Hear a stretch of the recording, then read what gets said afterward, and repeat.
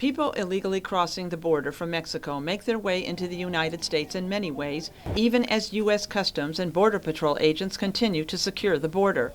Maya recalls the night she made that crossing into Texas 10 years ago. I knew I was going to have many problems because I'm undocumented.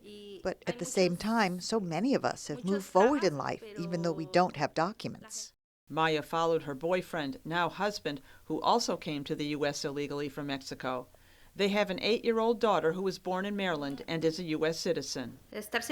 My biggest fear is that I might be deported or put in prison.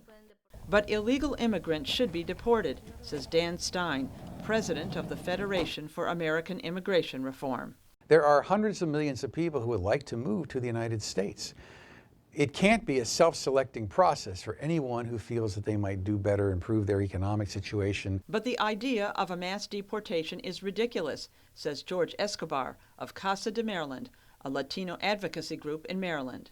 It's more cost efficient and beneficial for the American economy if something is dealt, if they're legalized and there's a path to legalization. Adding fuel to the immigration controversy are sanctuary cities, 276 cities in 32 states that do not allow the police to stop and question people simply to determine their immigration status. Stein says police should be able to question people they suspect are in the country illegally.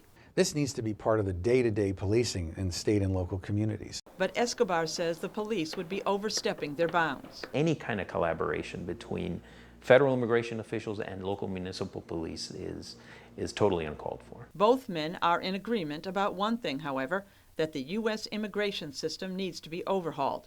There's no question that you can't just leave the door open and keep a flow coming in, but you've got to be able to look at patterns of migration. Stein has a different proposal.